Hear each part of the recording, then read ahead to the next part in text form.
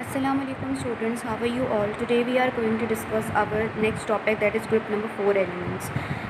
Group number 4 element से पहले हम लोगों ने जो अपना टॉपिक कवर किया था वो हमारे पास था एल्युमिनियम के तमाम यूजेस डिस्कस किए थे। आज हम ये देख लेते हैं कि जो ग्रुप नंबर 4 एलिमेंट्स हैं उनके जो है करेक्टरिस्टिक्स क्या क्या हैं। ग्रुप नंबर 4 में सबसे पहला जो एलिमेंट है वो है कार्बन। देन इसके बाद आपके पास आता है सिलिकॉन। कार्बन एंड सिलिकॉन जो है ये दोनों आपके पास क्या है, नॉन मेटल्स हैं। इसके अलावा कार्बन एंड सिलिकॉन के जो ऑक्साइड्स होते हैं वो एसिडिक ऑक्साइड्स होते हैं। आपको कैसे पता चलेगा कि जैसे कार्बन के ऑक्साइड्स एंड सिलिकॉन के ऑक्साइड को जब पानी में डिज़ोल्व करेंगे तो वो जो है वो एसिड्स बनाएंगे, तो वो इसी वजह से शो करते हैं कि ये क्या फॉर्म करते हैं, एसिडिक ऑक्साइड्स के। इसके अलावा फॉर एग्जांपल इनके हाइड्राइड्स एंड क्लोराइड्स, कार्बन के हाइड्राइड्स या सिलिकॉन के क्लोराइड्स हो गए, ये तमाम एसिडिक इन नेचर होते हैं। इसके अलावा कार्बन एंड सिलिकॉन जब किसी दूसरे एलिमेंट के साथ जो बॉन्ड बनाता है वो कौन सा बॉन्ड होता है, कोवेलेंट बॉन्ड होता है। इसके बाद हमारे पास आता है जर्मेनियम, टिन एंड लेड होता है।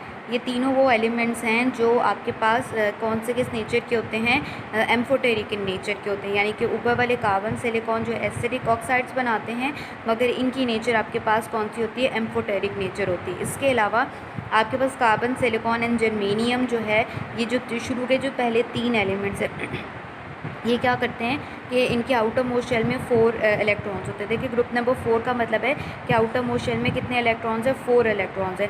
तो यही जो 4 इलेक्ट्रॉन्स आउटर मोस्ट शेल के अंदर मौजूद होते हैं ये इसको यूज़ करते हुए बॉन्डिंग में हिस्सा लेते हैं। मगर जो टिन ये अपने इसके 2 फर्दर जो है ये अपने कम बनाता है, एक स्टेनस एंड स्टेनिक, और जो लेड है ये प्लम्बिक एंड प्लम्बस आपके पास बनाते हैं, 2 बनाते हैं आइंस। तो these use only paired electrons. अब ये क्या करते हैं कि ये अपने इलेक्ट्रॉन्स, वो इलेक्ट्रॉन्स को यूज़ करते हैं। वो तो वैलेंस इलेक्ट्रॉन यूज़ करते थे, ये अपने कौन से पेयर्ड इलेक्ट्रॉन यूज़ करते हैं। और पेयर्ड इलेक्ट्रॉन वो इलेक्ट्रॉन्स होते हैं जो केमिकल बॉन्डिंग में जल्दी हिस्सा नहीं लेते हैं। यानी कि टिन की ये दोनों फॉर्म्स और लेड की जो दोनों फॉर्म्स होती हैं ये अपने सिर्फ पेयर्ड इलेक्ट्रॉन्स को यूज़ करते हैं। इसके अलावा अगर हम top to bottom periodic table में मूव करें तो टॉप टू बॉटम जो है वो इलेक्ट्रो पॉजिटिव करेक्टर जो है वो इंक्रीज़ हो जाता है। अब है हमारे पास following are the common properties of group number 4A elements. यानी कि अब हम देखते हैं कि ग्रुप नंबर जो 4 के एलिमेंट्स हैं उनकी कौन कौन सी कॉमन प्रॉपर्टीज़ यानी कि सबकी एक जैसी मैच होती हैं। सबसे पहले आपके पास क्या होती है कि all the elements of the group show a valency of 4। देखो ग्रुप नंबर 4 में है तो जितने भी एलिमेंट्स हैं ये क्या करते हैं, अपनी वैलेंसी 4 ही शो करते हैं। All of them form hydride, यानी कि अगर हाइड्रोजन के साथ ही रिएक्शन करेंगे तो हाइड्राइड्स बनाएंगे, अगर क्लोराइड्स के साथ रिएक्शन करेंगे तो मेटल टेट्रा क्लोराइड्स बनाएंगे, यानी कि टेट्रा हाइड्राइड या टेट्रा क्लोराइड्स बनाएंगे। इसके अलावा जो ग्रुप नंबर 4 के एलिमेंट्स अगर ऑक्सीजन के साथ रिएक्शन करेंगे तो क्या बनाएंगे, जो है कोई भी जो है ऑक्साइड्स। एम का यहाँ मतलब होता है कि कोई भी ग्रुप नंबर 4 का कोई भी एलिमेंट हो सकता है, वो टेट्रा हाइड्राइड, टेट्रा क्लोराइड और डाई ऑक्साइड्स भी और बना सकता है। इसके अलावा ये तो कुछ बताया ना, कुछ ऐसे हैं डाई तो सब बनाएंगे मगर कुछ ऐसे हैं जो मोनो ऑक्साइड्स जो हैं वो भी बनाते हैं। अब हम ये देख लेते हैं कि ऐसे कौन से जो कार्बन के मिनरल्स हैं और वो मौजूद होते हैं। सबसे पहले लाइमस्टोन है जिसका फार्मूला CaCO3 है, जिसके अंदर कार्बन एक इसेंशियल कंपोनेंट है। डोलोमाइट है जिसमें MgCO3.CaCO3, यानी कि dolomite is a combination of magnesium carbonate and calcium carbonate.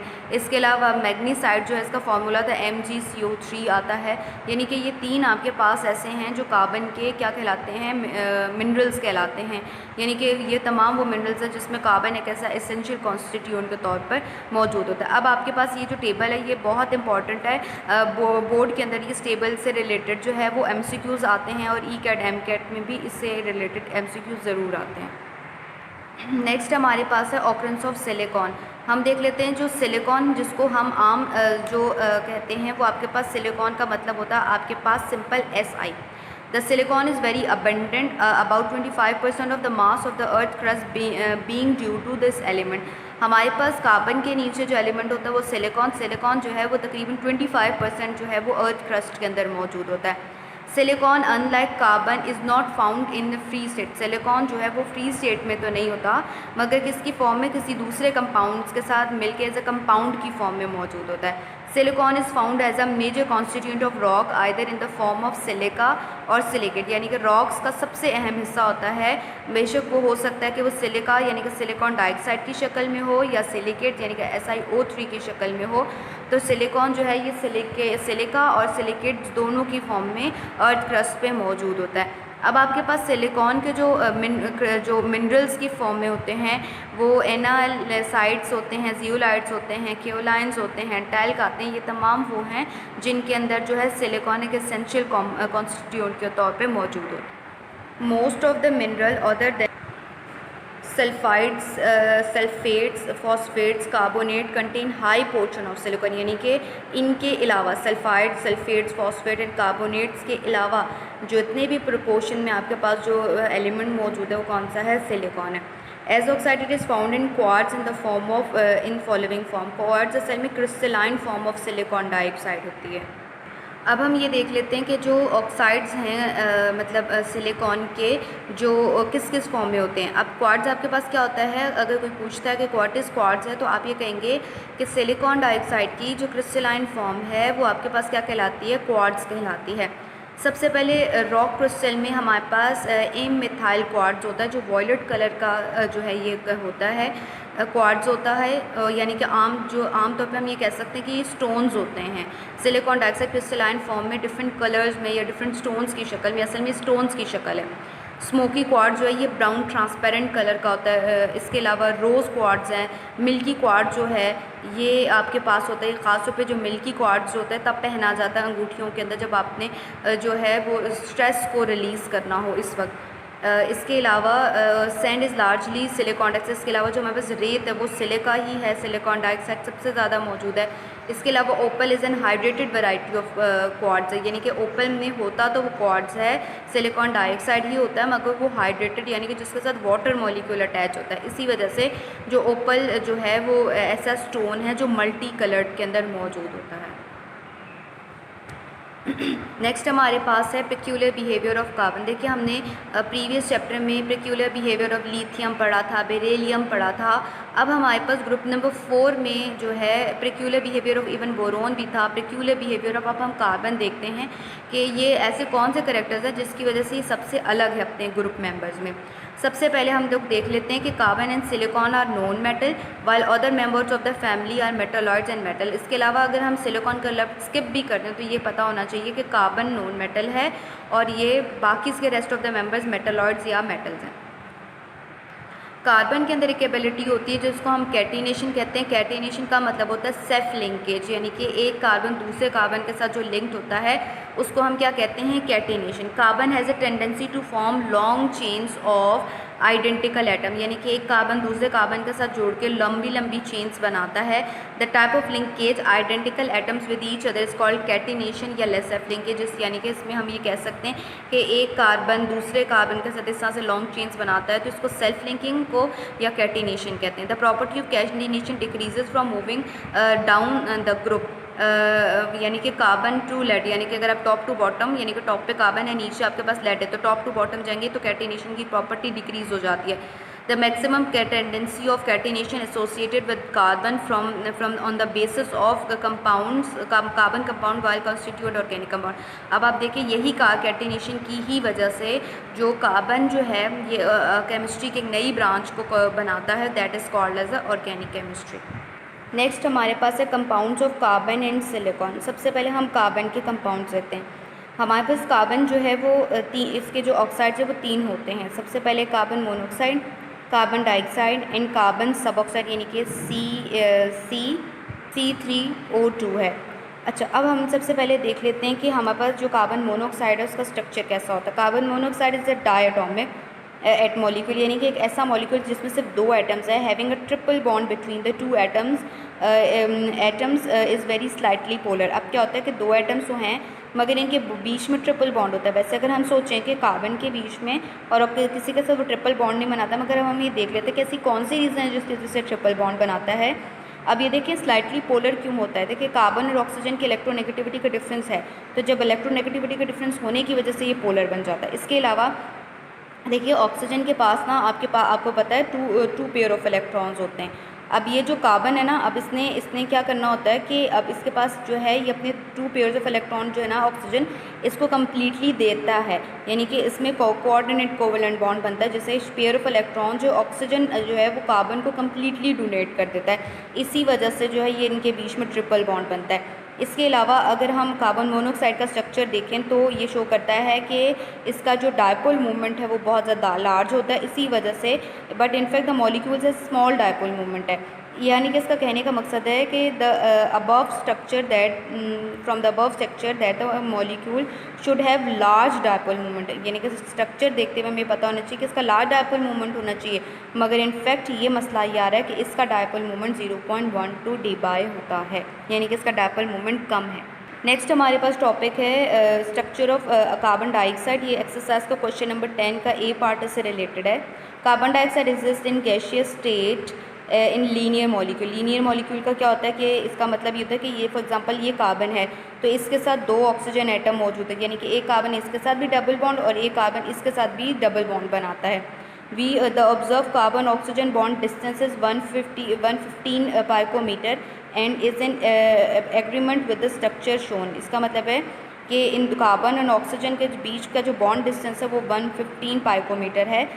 Solid carbon dioxide has a face centre cubic, यानी कि अगर आपके पास गैशियस में है तो आपके पास इसका लीनियर स्ट्रक्चर होगा, मगर अगर कार्बन डाइऑक्साइड जो है वो फ्री जो है वो सॉलिड फॉर्म में अगर आ जाए तो जो उसका स्ट्रक्चर होगा वो फेस सेंटर्ड क्यूबिक स्ट्रक्चर होगा। इसी वजह से being linear it is a dipole movement is zero, मगर अगर हम देखते हैं तो ये लीनियर है तो डायपोल मूवमेंट ज़ीरो, क्योंकि दोनों डायपोल मूवमेंट में आपने फर्स्ट ईयर में पढ़ा हुआ है कि अगर लीनियर स्ट्रक्चर्स जितने भी होते हैं उनका डायपोल मूवमेंट हमेशा ज़ीरो होता है। बोर्ड में क्वेश्चन एक्सरसाइज का क्वेश्चन था 10th B का पार्ट था, उसमें कहा था कि कार्बन डाइऑक्साइड जो है वो आपने इसकी नेचर जो है वो एसिडिक क्यों होती है, क्योंकि कार्बन डाइऑक्साइड वाटर में डिजोल्व होकर कार्बोनिक एसिड बनाता है और ये सोल्यूशन को एसिडिक बना देता है, इसी वजह से जो है कार्बन डाइऑक्साइड जो है वो एसिडिक इन नेचर होता है। नेक्स्ट हमारे पास है ऑक्साइड्स ऑफ सिलिकॉन, यानी कि कार्बन के हमने 2 ऑक्साइड्स पढ़े, कार्बन मोनोऑक्साइड कार्बन डाइऑक्साइड। अब हम देख लेते हैं कि सिलिकॉन के जो ऑक्साइड्स हैं हम वो डिस्कस कर लेते हैं। सिलिकॉन जो है सिलिकॉन डाइऑक्साइड को का आम जबान में सिलिका भी कहा जाता है। सिलिका अगर कहीं पे आए तो भी सिलिकॉन डाइऑक्साइड ही होगा, ठीक है। Is probably the most common and the most important compound of silicon, यानी कि सिलिकॉन डाइऑक्साइड सिलिकॉन का सबसे इंपॉर्टेंट कंपाउंड है। इन सिलिका यानी कि सिलिकॉन डाइऑक्साइड में silicon atom is attached to the tetrahedrally to the oxygen atom and each oxygen atom has a 2 close silicon neighbours. देखिए हमारे पास ये इस पूरे पैराग्राफ का मतलब है कि जो एक सिलिकॉन है ये इसके इर्द गिर्द जो है कितने आपके पास ऑक्सीजन मौजूद होते हैं 4, 1 2 3 4, क्योंकि सिलिकॉन के आउटर मोशन में 4 हैं तो इतने 4 वैलेंस इलेक्ट्रॉन को यूज़ करता है बॉन्डिंग के लिए। इसके अलावा ये कहते हैं कि जो आपके पास सिलिकॉन होता है वो अपने नेबर में जिसके साथ अटैच होता है वो किसके साथ अटैच होता है, ऑक्सीजन, यानी कि एक ऑक्सीजन के पास साथ कितने सिलिकॉन के साथ जुड़ा हुआ होता है, वो 2 सिलिकॉन्स के साथ जुड़ा हुआ होता है। अगर हम एक सिलिकॉन डाइऑक्साइड का इस तरह से स्ट्रक्चर चेक कर लें, जिस तरह से हम ये अगर स्ट्रक्चर बनाते हैं तो ये स्ट्रक्चर कौन सा होता है, टेट्राहेड्रल, यानी कि हर स्ट्रक्चर को देख लें तो वो टेट्राहेड्रल, यानी कि ये टेट्राहेड्रल स्ट्रक्चर रिपीट होते हैं तो 3 डायमेंशनल स्ट्रक्चर बनाते हैं। अब हम सिलिकॉन डाइऑक्साइड का एक सिलिका देख लेते हैं, उसको हम कहते हैं विट्रस सिलिका, यानी कि सिलिकॉन डाइऑक्साइड तो होगा मगर वो विट्रस होगा। ख़ास तौर पे वॉचेस या ग्लास के शीशे वगैरह बनाने के लिए विट्रस सिलिका का इस्तेमाल किया जाता है। इसकी क्या क्या प्रॉपर्टीज़ हैं, एक तो ये हाई ट्रांसपेरेंट टू लाइट है, यानी कि इसमें से जब लाइट गुजरेगी तो बहुत अच्छे तरीके से ट्रांसपेरेंटली पेनिट्रेट कर जाएगी। इसी वजह से ग्लासेस के शीशे यानी कि ऐनक के शीशों के अंदर यूज़ किया जाता है। Very good reflector does not soften below 1500 to 16, यानी कि इतना अच्छा, एक तो अच्छा रिफ्लेक्टर तो है, ठीक है। दूसरा ये था यानी कि हाई इंटेंसिटी लाइट को रिफ्लेक्ट करके जो है लिमिटेड क्वांटिटी में जो है ये अंदर आने तो देता है हाई इंटेंसिटी लाइट को। 15 डिग्री एंड 1600 डिग्री सेंटीग्रेड पे ये भी सॉफ्ट नहीं होता। लो थर्मल एक्सपेंशन है, यानी कि अगर इसकी थर्मल एक्सपेंशन बहुत कम है, अगर थर्मल एक्सपेंशन ज़्यादा होती तो जितने भी जो क्वार्ट्ज विट्रस सिलिका से चीज़ें बनाई जाती तो वो with the passage of time highly expanded होती। एक्सेलेंट इंसुलेटर है, यानी कि इसके अंदर मतलब ये कि इसका स्ट्रक्चर इतना क्लोजली पैक होता है कि इसमें से फ्री इलेक्ट्रॉन अवेलेबल ना होने की वजह से इसको क्या बनाते हैं, इंसुलेटर बनाते हैं। हार्ड, ब्रिटल एंड इलास्टिक, इसके अलावा जितने भी विट्रस सिलिका होते हैं ये हार्ड भी होते हैं, बहुत ब्रिटल भी होते हैं एंड इलास्टिक भी होते हैं।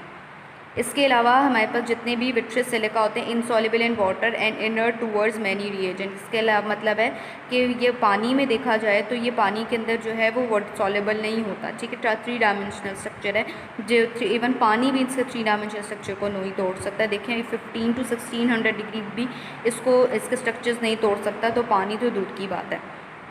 It is resistant towards all acid except hydrogen fluoride. ये तमाम की तरफ जो है वो अपनी रेजिस्टेंस शो करता है कि या रिएक्शन ना करने की कोशिश करता है सवाए हाइड्रोजन फ्लोराइड के। नेक्स्ट हमारे पास आता है क्वार्ट्ज, यानी कि सिलिका की एक अनदर काइंड है जिसको हम क्वार्ट्ज कहते हैं। The common silicon crystalline form of silicon dioxide is hard brittle reflector and colourless solid which differ very remarkably from carbon dioxide. Quartz जो होता है वो सिलिकॉन डाइऑक्साइड ही होता है, मगर कौन सा सिलिकॉन डाइऑक्साइड होता है, ये हार्ड होता है, ब्रिटल होता है, रिफ्लेक्टर, कलरलेस भी होता है। तो इसी वजह से ये, और दूसरी वजह से कि कार्बन के साथ इसकी डिफरेंस होने की वजह से ये कार्बन डाइऑक्साइड से बहुत डिफरेंट होता है। इसके बाद एक बोर्ड में क्वेश्चन, ये असल में दोनों जो नीचे के जो पैराग्राफ जो है वो इससे रिलेटेड एक क्वेश्चन जो हाईलाइट मैंने किया हुआ है। बोर्ड में भी बहुत दफ़ा ये क्वेश्चन आता है कि जो आप बताइए कि carbon dioxide and silicon dioxide जो है दोनों में कोवेलेंट बॉन्डिंग है, मगर कार्बन डाइऑक्साइड गैस में है और सिलिकॉन डाइऑक्साइड जो है वो सॉलिड में है, अगर है तो क्यों है। बहुत इंपॉर्टेंट है और हर साल जो है ये पेपर के अंदर आ जाता है, यानी कि पूरे 2 पैराग्राफ इससे रिलेटेड होंगे। असल में क्या होता है कि जो कार्बन डाइऑक्साइड और सिलिकॉन डाइऑक्साइड में जो बॉन्डिंग होती है वो कौन सी होती है, कोवेलेंट बॉन्डिंग होती है। देखिए कार्बन डाइऑक्साइड गैस है, इसकी रीज़न क्या होती है कि कार्बन के नीचे silicon, top to bottom atom का साइज़ इंक्रीज़ होता है। अब हमारे पास कार्बन डाइऑक्साइड गैस तो है, अब कार्बन डाइऑक्साइड सिलिकॉन से स्मॉल होती है, ठीक है, यानी इसका कार्बन का साइज़ सिलिकॉन से कम होता है, सिलिकॉन का साइज़ ज़्यादा होता है। कार्बन जो है, अब आपके पास ये कार्बन जो है ऑक्सीजन के साथ कौन सा बॉन्ड बनाती है, डबल बॉन्ड बनाती है, जबकि सिलिकॉन डाइऑक्साइड सॉलिड में इसलिए क्योंकि सिलिकॉन लार्ज एटम है, ठीक है। अब ये सराउंड करता है मोर ऑक्सीजन देन एटम। ये देखिए जिसका साइज़ जितना बड़ा होता है दूसरे एटम्स भी उसको ज़्यादा ही सराउंड करेंगे ना, इसी वजह से सिलिकॉन फॉर्म है, सिंगल बॉन्ड बनाता है। अब आपको मैं एक बात बताऊँ, आपके पास एक सिलिकॉन डाइऑक्साइड का एक स्ट्रक्चर है, कार्बन डाइऑक्साइड बनाता है इस तरह का स्ट्रक्चर, लीनियर स्ट्रक्चर बनाता है, मगर सिलिकॉन का साइज लार्ज होने की वजह से ये 4 ऑक्सीजन को सराउंड करता है, मगर ये 2 ऑक्सीजन को सराउंड करता है। और दूसरा ये कि कोवेलेंट ये भी बना रहा है, ये भी बना रहा है, मगर 4 ऑक्सीजन को सराउंड करके, यानी कि इसका एक का स्ट्रक्चर इतना ज़्यादा है तो अगला सिलिकॉन डाइऑक्साइड का भी ज़्यादा है। तो इनके अंदर जो पैकिंग होती है वो क्लोजली पैकिंग्स होती है सिलिकॉन डाइऑक्साइड की, तो या क्वार्ट्ज की होती है। इसी वजह से ये जो आपके पास होता है सिलिकॉन डाइऑक्साइड जो है वो सॉलिड में होता है, जबकि कार्बन डाइऑक्साइड क्या होता है, गैसियस स्टेट में होता है। इस पूरे पैराग्राफ में ये बात एक्सप्लेन है कि जो सिलिकॉन ऑक्सीजन के साथ क्लोजली पैक्ड होता है, सिंगल बॉन्ड्स के साथ, ठीक है। अब जो एंगल्स होते हैं वो टेट्राहेड्रल एंगल्स होते हैं, ठीक है। और ये टेट्राहेड्रल एंगल्स जो है जब कंटिन्यू होते हैं तो 3 डायमेंशनल स्ट्रक्चर बनाते हैं। इसी वजह से जो सिलिकॉन ऑक्सीजन नेटवर्क जो है वो काफ़ी जियांट होता है। अब आपके पास देखें जो हमारे पास सिलिका होता है, यानी कि सिलिकॉन डाइऑक्साइड जो होता है, उसमें एक सिलिकॉन अपने नेबर में 4 ऑक्सीजन को सराउंड करके रखता है, और एक ऑक्सीजन जो है ये वाला 2 सिलिकॉन को सराउंड करके रखता है। तो अब इनके बीच का रेशो क्या बनता है, 1, यानी कि एक ऑक्सीजन 2 सिलिकॉन, 1:2 का रेशो बनता है। एंड सिंपलेस्ट फार्मूला सिलिका का क्या कहलाता है, SiO2 कहलाता है, ठीक है। नेक्स्ट टॉपिक हमारे पास जो आता है वो यहाँ पर हम हेडिंग इसकी बना लेते हैं विट्रियस सिलिका की, ये भी बोर्ड में बहुत ज़्यादा आता है। When a crystalline silica is heated sufficiently, it melts to give viscous liquid having a random structure, presumably with the silicon atoms still on the average close to 4 oxygen atom and oxygen atom close to 2 oxygen silicon atom। देखिए आपके पास जो silica है जो crystalline form में, आपने क्या करना है कि उसको सिंपली आपने उसको गर्म करना है, हीट करना है, जिससे वो सिलिका जो क्रिस्टलाइन फॉर्म है वो किस लिक्विड में कन्वर्ट होकर किस में चेंज हो जाती है, विस्कस लिक्विड में चेंज हो जाती है।